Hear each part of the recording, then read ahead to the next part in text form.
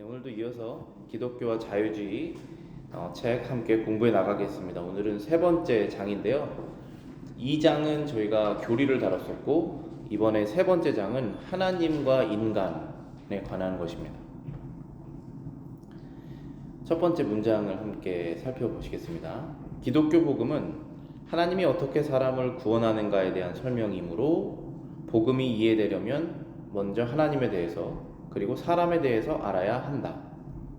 먼저 하나님에 대한 개념에서 자유주의 신학은 기독교와 반대된다. 그들은 하나님을 알려고 노력해서는 안 되고 하나님의 임재를 느끼려고만 해야 한다고 주장한다. 거기에는 어떠한 도덕적 요구도 있을 수 없음을 주목해야 한다.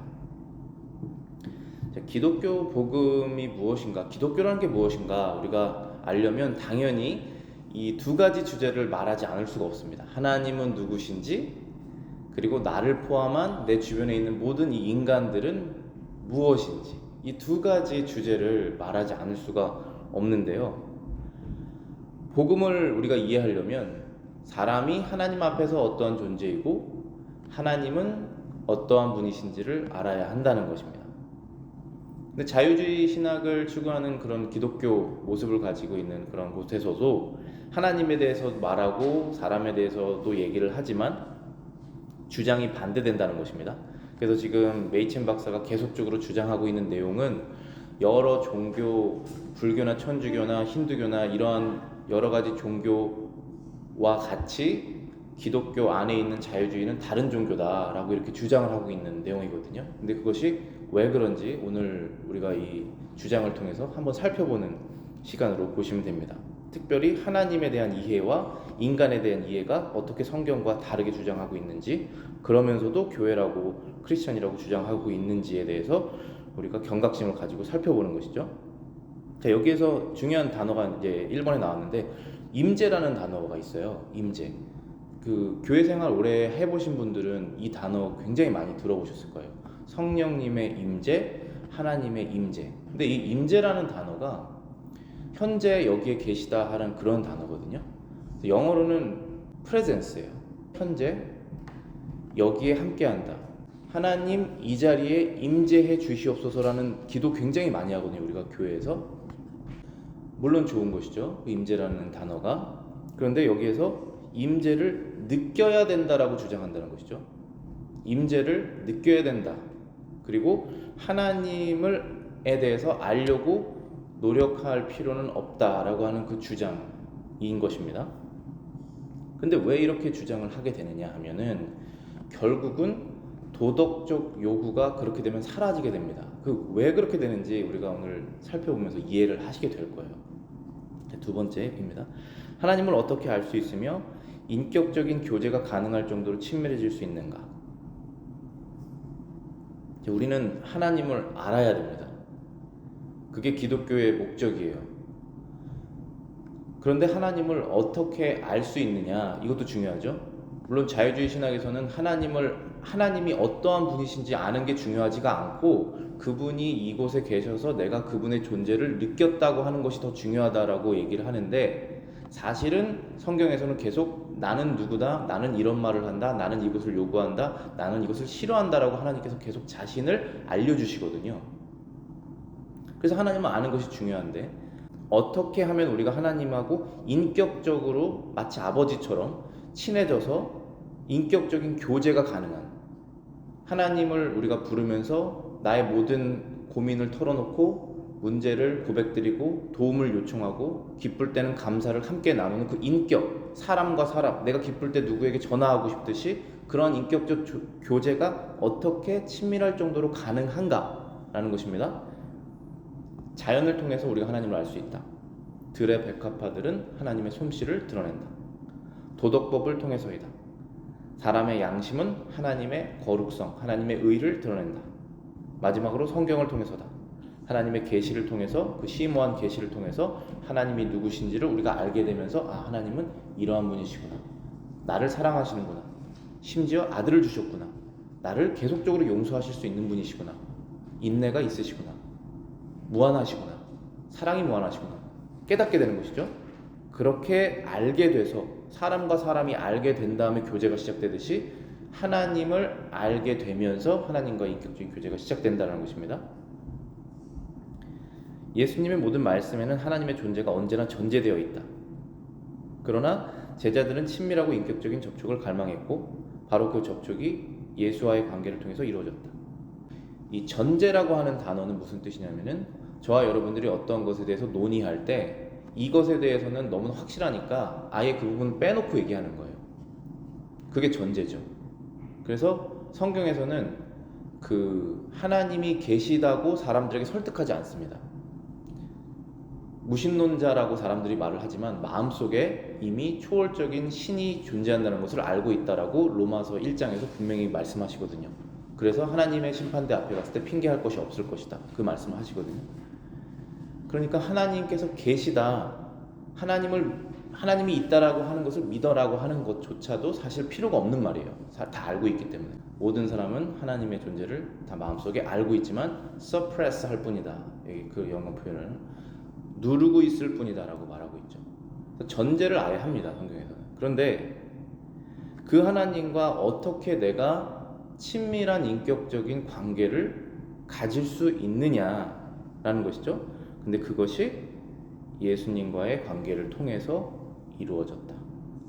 하나님과 사람 사이에 중보자로 오신 하나님이면서 사람이신 예수 그리스도를 통해서만 하나님과의 교제가 시작이 됩니다. 나를 통하지 않고는 아버지께로 올 자가 없느니라. 왜 없을까요? 죄 문제가 해결되지 않기 때문입니다. 죄 문제가 해결되지 않고는 우리는 아담과 하와처럼 하나님의 존재를 알고 그분의 존재가 느껴지면 느껴질수록 나무 뒤로 숨는 거죠. 그러나 우리는 숨길 것이 아무것도 없습니다. 왜냐하면 그분이 모든 것을 아시기 때문에. 이해가 되시나요? 숨길 것이 없어요. 크리스찬과의 교제, 여러분 성도 간의 교제도 마찬가지예요. 내가 이미 죄인이라는 것을 내가 고백하기 때문에 크리스찬으로서 지금 여기 나와 있는데 내가 죄인이 아닌 것처럼 가릴 이유가 뭐가 있냐는 거예요. 그리스도 안에서 완전히 자유로워지는 거예요.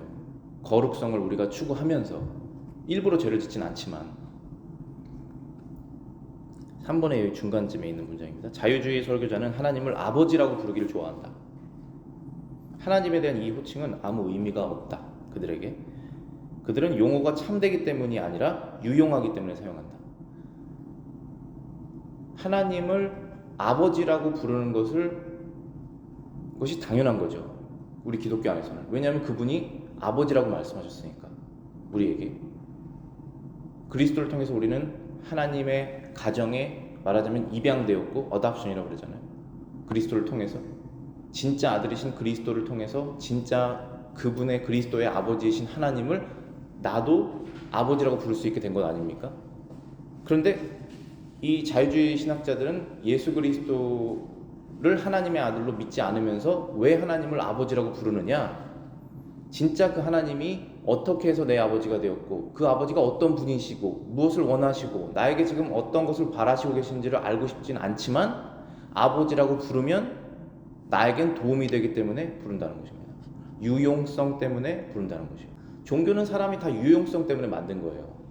불교라는 종교, 힌두교라는 종교를 왜 만들겠습니까? 자신이 그 종교를 통해서 유용한 유익을 얻기 때문에 만드는 것이잖아요.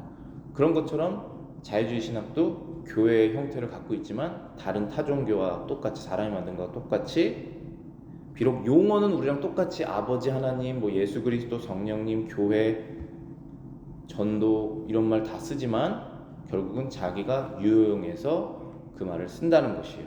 그분이 누군지를 알았기 때문에 쓰는 것이 아니라.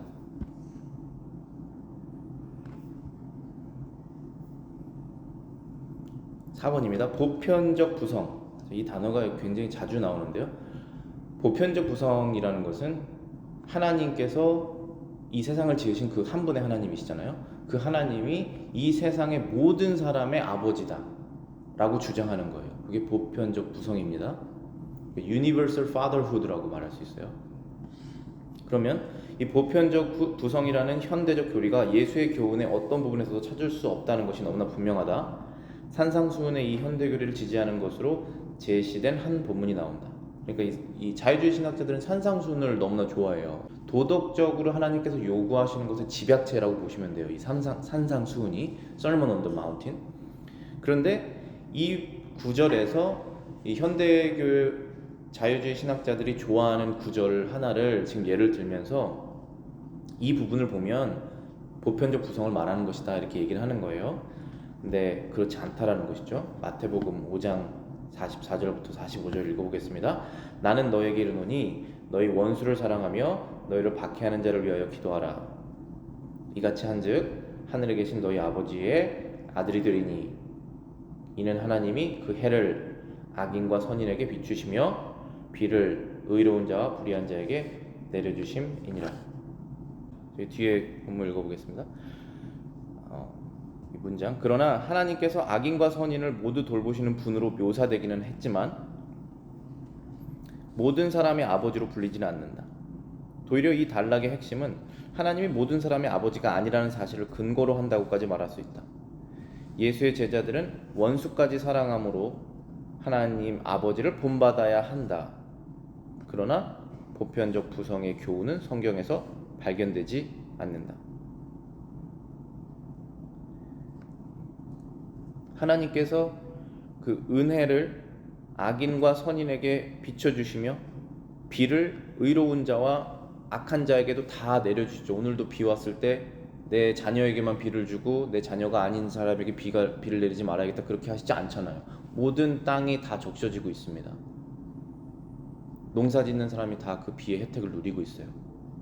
그런데 하나님께서 너희를 박해하는 자를 위해서 기도하는 사람이 하나님의 자녀가 된다라고 구분을 하시면서 어떠한 사람은 자녀이고 어떤 사람은 자녀가 아니고 어떤 사람은 악인이고 어떠한 사람은 의인이다라고 구분을 하시는 이러한 구절을 통해서 보면은 우리는 비록 예수님의 제자로서 원수까지 사랑하는 것을 본받아야 한다고 이 구절이 말하고 있지만 하나님께서 모든 사람의 아버지는 아니다라고 오히려 반증하고 있는 것이다 라는 것이에요. 5번입니다. 따라서 보편적 부성, 하나님의 보편적 부성이라는 현대적 교리가 기독교의 본질인 양 높이 평가되고 있지만 실제로는 애매한 자연주의 종교다. 실제 복음은 전혀 다르다. 성경이 가르치는 것은 하나님은 예수 그리스도를 통해 믿음의 가족으로 들어온 사람에게만 아버지가 되신다는 것이다. 그것이 성경이 창세기부터 요한계시록까지 계속적으로 말하고 있는 그 언약의 교리예요. 하나님께서 모든 사람을 만드셨고 그들에게 해도 비치시고 생명도 지금 이어나갈 수 있게 숨을 붙여주시고 비도 내려주시는 것은 사실이지만 하나님께서 그들을 모두 만드셨지만 그렇지만 실제적으로 너는 내 아들이다 내가 너의 하나님이다 라고 그 관계성 그 인격적인 관계가 형성되는 것은 오직 하나님의 백성들과만 이루어진다 라고 하는 것이 구약의 내용부터 신약의 내용 동일하게 이어지는 내용이에요. 구약에서는 하나님께서 이스라엘 백성을 통해서 신약에서는 예수 그리스도를 믿는 자들에 한해서 하나님께서 그들의 아버지가 되신다. 인격적인 관계를 맺는 아버지가 되신다고 말씀하시는 거예요. 6번째 문장입니다. 이러한 교훈은 편협한 것이 아니다. 왜냐하면 하나님의 가족으로 들어올 수 있는 문은 활짝 열려있기 때문이다. 이 문은 예수가 자신의 피로 열어놓은 새롭고 산 길이다.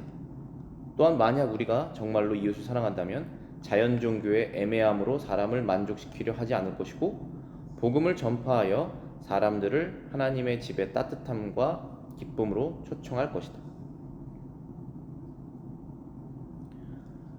기독교는 누구에게든 열려 있습니다. 여러분과 저는 편협한 존재예요. 인간은. 왜냐하면 누구를 좋아하고 누구를 싫어하기 때문에 누구를 무시하고 누구를 존경하기 때문에. 그러나 기독교는 그렇지 않습니다. 저 교회 문을 들어올 수 있는 사람은 살인자도 들어올 수 있어요. 사기꾼도 들어올 수 있고 모든 나쁜 짓을 한 사람도 그리스도 안에서 회개하는 마음으로 들어오면 들어올 수 있는 것입니다. 열려 있습니다. 편협하지 않습니다. 그렇지만 가는 길은 하나라는 거예요. 그리스도를 통해서. 그래서 우리가 이웃을 사랑한다면 애매한 종교로 그 사람을 만족시키는 것이 사랑이 아니라는 것을 성경을 통해서 깨달아야 된다는 것이에요. 그 사람을 만족시키고 기분이 좋게 하고 하는 것으로 그 사람이 구원받지 못하지 않습니까? 그럼 우리는 그를 사랑하지 않은 거예요. 누구를 사랑했을까요? 그러면 나를 사랑하는 것입니다. 그러나 우리가 자기희생적으로 상대방을 사랑하게 된다면 그를 하나님의 집으로 초청하는 것인데, 그리스도를 통해서 초청하는 것입니다. 그 하나님의 따뜻한 사랑, 주 안에 있는 기쁨, 세상에서 줄 수 없는 평안을 그 나의 이웃이 얻을 수 있도록 초청하는 것입니다. 그리스도에게로. 그것이 진정한 사랑이죠. 다음 쪽 넘어가겠습니다. 성경은 처음부터 끝까지 피조물을 창조주로부터 구분하는 엄청난 간격에 주목한다. 물론 하나님은 이 세상에 내재하신다. 그러나 하나님이 세상과 동일되시기 때문이 아니라 세상에 대해 자유로운 창조주요 유지하시는 분이기 때문이다. 창조주와 피조물 사이에는 큰 간격이 존재한다.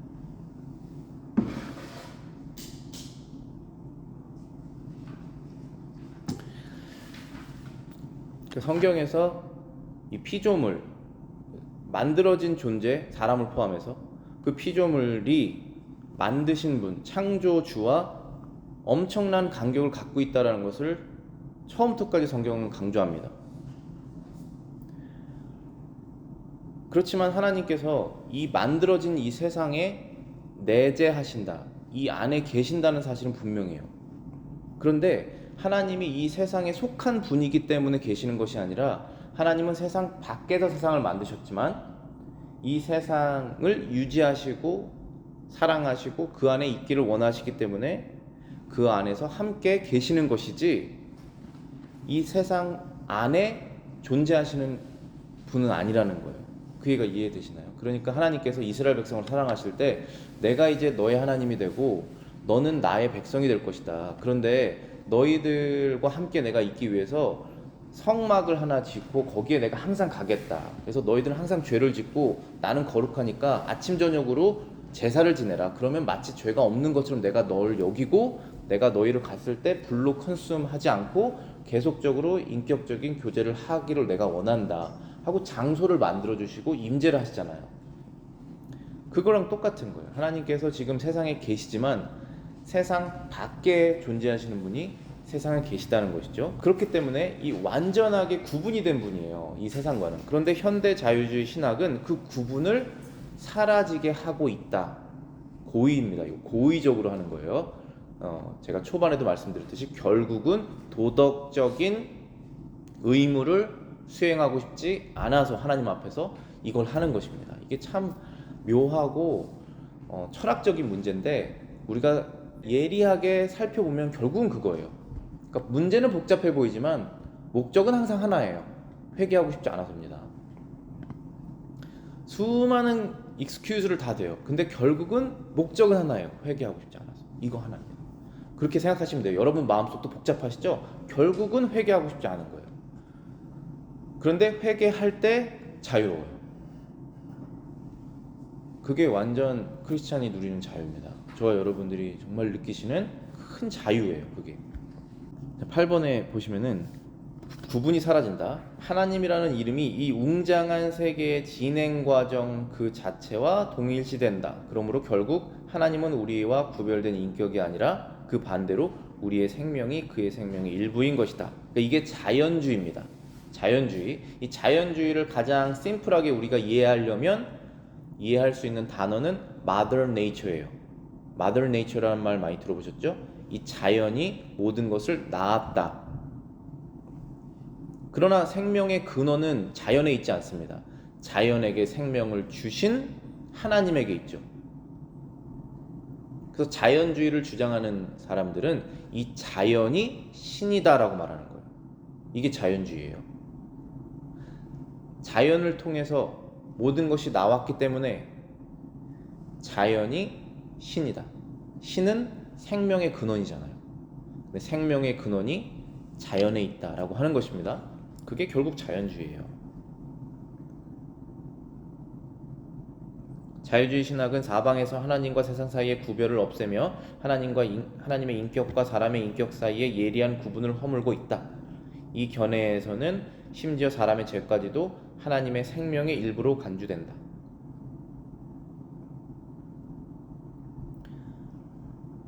9번입니다. 이전에는 죄의식이 모든 설교의 출발점이었다. 오늘날에는 그것이 사라졌다. 현 시대의 특징은 세상의 선을 가지고 세상의 악을 극복할 수 있다는 것, 세상 밖에서 오는 도움은 필요치 않다는 것이다. 이교주의는 인간의 능력을 조화롭고 발전시키는 것을 최고 목표로 삼는 인생관이다. 이교주의라는 것은 기독교 이외의 다른 모든 종교라고 보면 돼요. 결국은 사람들이 만들어낸 것이 종교니까 다르다는 뜻이죠. 이 이교라는 것이. 그러니까 뭐 복잡하게 보이지만 결국은 기독교 이외의 다른 모든 사람이 만든 생각은 결국은 인간의 능력을 조화롭게 발전을 시키다 보면 사람이 선해지는데 그 선을 가지고 세상의 악을 극복할 수 있다라는 거예요. 그러니까 이게 무슨 뜻이냐면 교육을 사람에게 열심히 시키면 사람의 생활이 조금 더 안정이 되면 발전하는 것이죠. 발전하는 건 필요한 것입니다. 그런데 이것만으로 세상의 악을 컨트롤할 수 있다는 것이에요. 그게 이교주의입니다. 그런데 크리스천은 뭐냐? 아무리 해도 안 된다라는 것을 느낀 사람들이 그리스도 앞에서 죄 회개를 하려고 온 사람들이에요. 우리는 그리스도의 구원이 없으면 나는 죄에서 빠져나올 수 없는 사람이다라는 것을 고백한 사람들이에요. 그게 크리스천입니다. 교육을 하고 생활에 안정을 하고 열심히 일하고 하는 것은 다 부수적인 것들이에요. 그리스도께서 우리를 구원하셨기 때문에 그 다음에 그 구원 위에 이러한 것들이 세워지는 것입니다. 그런데 이 파운데이션을 빼고 생활의 안정, 교육 수준을 높이고 하다 보면 세상의 악이 점령된다. 자신의 악도 점령되지 않는데 어떻게 세상의 악이 점령되겠습니까? 그러니까 그렇게 주장하는 사람들은 왜 그렇게 주장하느냐 하면 자신의 악을 점령해 본 적이 없는 거예요. 즉 회개해 본 적이 없는 것입니다. 무엇이 죄인지를 모르는 거예요. 그것은 죄가 아니라고 생각하는 것입니다. 왜 그렇게 생각할까요? 하나님을 모르기 때문에. 그럼 하나님을 알아야 된다라고 말을 하면 하나님은 알 필요가 없다라고 하는 것이죠. 이게 항상 결론은 똑같죠? 결론은 항상 도덕적인 의무를 하나님께서 요구하신 것을 하지 않고도 삶을 자기 원하는 대로 즐겁게 살기 원하기 때문에 그 결론으로 항상 가는 것입니다. 그런데 크리스천은 다르죠. 우리는 성경을 왜 읽습니까? 성경을 읽으면 우리 안에 죄가 드러나는데 왜 읽습니까? 죄가 드러나기 원해서 읽는 것이죠. 그리고 난 다음에 그리스도께로 가는 거잖아요. 죄가 해결되길 원해서. 10번입니다. 그러나 기독교는 절망한 마음의 종교다. 절망으로 귀결된다는 뜻은 전혀 아니다. 도리어 단번에 결정적으로 죄를 직면하고 죄가 하나님의 은혜에 의해서 영원히 심연 속으로 던져지는 것을 의미한다. 이교주의는 사람의 능력을 개발하면 우리는 유토피아를 만들 수 있어 라고 하는 것이 이교주의인데 기독교는 반대입니다. 사람은 안 돼. 난 절망뿐이야 라고 고백하는 거예요. 그런데 여기에서 마귀의 유혹에 속으시면 안 돼요. 절망으로 귀결되는 종교가 아닙니다. 기독교는 도리어 죄를 깨닫고 하나님의 은혜를 우리가 인식한 후에 그리스도 안에서 내가 구원받았다는 사실을 인식하고 그러므로 나의 이 깨달은 죄가 심연 속으로 영원히 지옥으로 던져진다는 것입니다. 이 죄가. 그래서 마치 하나님이 나를 죄가 없는 사람처럼 보신다고 하는 그 복음을 믿게 되는 것이에요. 그래서 죄가 처리된 것입니다. 이게 구원이에요. 물론 계속 성화의 싸움은 일어나죠. 그렇지만 죄의 문제는 하나님과는 해결됐잖아요. 내가 그분의 아들이 됐잖아요. 비록 죄인이지만 그리스도를 통해서 하나님의 은혜의 죄가 하나님의 은혜에 의해서 죄가 처리된 다음 하나님께서 주신 모든 능력을 즐겁게 발전시켜 나갈 수 있게 된다. 이것은 인간의 교만이 아니라 신성한 은혜 위에 세워지는 휴머니즘이다. 이게 바로 기독교라는 것이에요. 기독교적인 서구 사회, 서양 사람과 동양 사람이 다른 게 없습니다. 여러분, 동양 사람 입양해서 서양 가정에 키우면 서양 사람처럼 되는 거예요. 생긴 건 다르지만 그 행동 패턴이 말입니다. 도덕적인 성향이 사람 다 똑같습니다. 그런데 왜 서양과 동양이 이렇게 도덕적으로 차이가 있느냐? 문화적으로 복음이 서방으로 먼저 들어갔기 때문입니다. 하나님의 말씀이 사람을 변화시키는 것이 오랫동안 지속됐기 때문에 그것이 두텁게 쌓여서 이 문화층이 이루어진 것이지, 서양 사람이 동양 사람보다 더 부지런하다, 더 정직하다, 그렇지 않습니다. 사람은 다 똑같아요.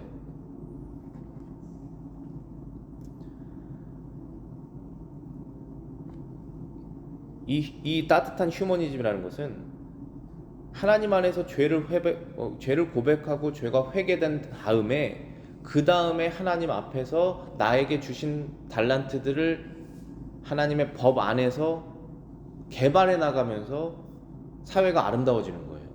그런데 하나님이 없이 어떻게 세상이 아름다워질 수 있습니까? 우리 퍼블릭 스쿨에서 하나님의 말씀 다 빼고, 하나님이라는 말도 빼고, 하나님이 창조했다라는 것도 빼고, 도덕적 기준을 하나님이 하신다는 것도 빼면, 그러면서 애들 교육시키면 아이들이 지구의 선을 이룰 수 있습니까? 하나님이라고 하는 분을 빼면서 그렇게 된다는 거예요. 그런데 왜 여러분들 머릿속에 그건 괜찮은 거 아니라는 생각이 머릿속에 어느 정도 사로잡혀 있었느냐? 이 자유주의 신학이 굉장히 많이 퍼져서 기독교에도 영향을 미치기 때문에 우리도 모르게 생각하고 있었다는 것입니다. 그것은 그렇게 하면 안 되는 것 아니야? 오히려 이렇게 된다는 것이에요. 어떠한 곳에서도 하나님이라고 하는 존재를 빼면 안 됩니다. 그것이 가정이든 그것이 국가든 그것이 개인이든 간에. 물론 기독교 국가는 만들 수는 없어요. 그거는 불가능해요. 그렇지만 기독교가 전파되는 것, 가르쳐지는 것을 금하는 나라는 금방 망하게 됩니다. 인간이 주인이 되게 돼요. 그렇게 되면. 11번입니다. 그러면 어떻게 사람들에게 죄의식을 일으킬 수 있는가? 하나님의 율법을 선포하는 것이다. 범법이 법에 의해서 드러나기 때문이다. 그러나 하나님의 말씀이 말로만 아니라 그리스도인의 삶 속에서 선포되어야 한다. 설교자는 강단에서 불을 내뿜는데 그와 동시에 교인들은 죄를 가볍게 여기면서 세상의 표준을 따라간다면 아무 소용이 없다. 교인들도 그들의 삶으로 하나님의 법을 선포하는 일에 참여함으로써 사람들의 마음속 비밀이 드러나도록 해야 한다. 우리 자신과 우리 주변의 사람들 마음속에서 어떻게 죄인식이 일어나는가? 죄의식이 일어나야 그리스도께로 나아가는데 어떻게 할 수 있느냐 하면 하나님의 말씀을 선포하는 것입니다. 강대상에서 하나님의 말씀은 이렇습니다 라고 선포를 하고 있는데 실제로 그 선포하고 있는 그 목회자도 강대상에서 내려왔을 때 그 얘기를 듣고 있는 성도들도 그렇구나 했다가 이제 월요일부터도 아니에요. 예배 끝나자마자 서로 얘기하는 것은 전혀 죄의식이 없는 죄를 가볍게 여기면서 세상의 표준을 따라가는 얘기만 한다면 강대상에서 선포되는 말은 아무 의미가 없다라는 것이죠. 그렇기 때문에 사람들의 마음속에서 죄의식이 일어나기 위해서는 삶으로 하나님의 법이 함께 선포돼야 된다라는 것입니다. 12번째입니다. 죄의 찔림은 성령에 의해서만 일어날 수 있는 위대한 신비임을 고백하지 않을 수 없다. 말씀과 삶으로 율법을 선포하는 것은 죄의 찔림을 준비할 수는 있지만 찔림 자체는 하나님으로부터 온다. 그러니까 마치 세례 요한이 이제 천국이 가까이 왔다. 하나님의 어린 양이 이제 곧 오셔서 그분이 성령으로 세례를 주실 것이다. 그러니 너희들의 마음을 아버지께로 돌려라. 그것은 준비 단계예요. 그렇지만 실제로 이 말씀을 가지고 사람 마음속에서 역사하시는 것은 하나님이시죠. 예수님께서 직접 오셔서 세례 요한 다음에 성령으로 세례를 주면서 사람들이 변화된 것처럼 말씀은 계속 선포돼야 되지만 그리고 삶으로도 우리가 그것을 살아내야 되지만 결국은 하나님께서 그 일을 하신다. 그래서 하나님께 전적으로 의탁해야 된다, 의지해야 된다, depend 해야 된다는 것입니다. 기도죠. 이것은 13번째입니다. 현대교회의 근본적인 실책은 절대적으로 불가능한 일을 이루려고 바삐 노력하는 것이다. 설교자는 사람들에게 교만을 버릴 것을 요구하지 않으면서 사람들을 교회로 불러들이려고 노력한다. 설교자는 사람들의 죄 찔림을 피하도록 돕기 위해서 애쓴다. 매 주일마다 수천 개의 강단에서 이러한 이야기를 들을 수 있다. 하지만 이것은 완전히 헛된 일이다. 우리 주님도 의인에게 회개하라고 요구하지 않았는데 우리라고 성공할 수 있을 것 같진 않다. 이게 서커즘인데 성공할 수 없다라는 것이죠. 의인은 회개할 필요가 없습니다. 저와 여러분들이 의인이라면 회개할 것이 없는 거예요. 지금 당장 내 삶과 내 생각과 내 목표 속에서 회개해서 변화될 일이 하나도 없는 것입니다.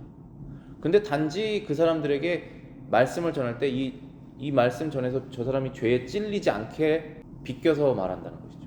그러한 말씀이 수천 개 강대상에서 말을 하고 있다면 그렇게 말을 전하면서 회개할 사람이 누가 있겠냐라고 하는 것이죠. 예수님께서도 너희들은 내가 필요 없다라고 말했죠. 그러니까 내가 의인이 환자가 의인이 필요한, 병자가 의인이 필요한 것이지 건강한 사람은 의인이 필요 없다.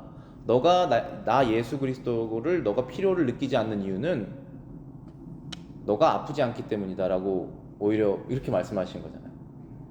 사실 아픈데, 사실 죄인인데 죄를 느끼지 못했기 때문에 죄인의 구원자에게 나가지 않는다는 것이죠. 그러니까 우리 스스로도 그렇고 믿지 않는 사람들에게 우리가 얘기해야 될 부분은 하나님이 계시다는 사실을 설득할 필요가 없습니다. 왜냐하면 알고 있기 때문에 성경에서 증명하셨어요. 이걸 믿으셔야 돼요, 여러분들이. 그럼 어떻게 그 사람이 이끌어지느냐? 하나님의 율법을 말을 해야 돼요. 그건 십계명이에요. 그럼 율법만 말한다고 변화가 되느냐? 내가 그 율법대로 살아야 돼요. 뭐라고 하든지 간에. 근데 율법대로 하고 율법을 말하고 율법대로 생활하면서 변화가 있을 수 있느냐? 그럼 좀 바리새인처럼 될 수 있어요. 기도를 해야 돼요. 그를 사랑하면서.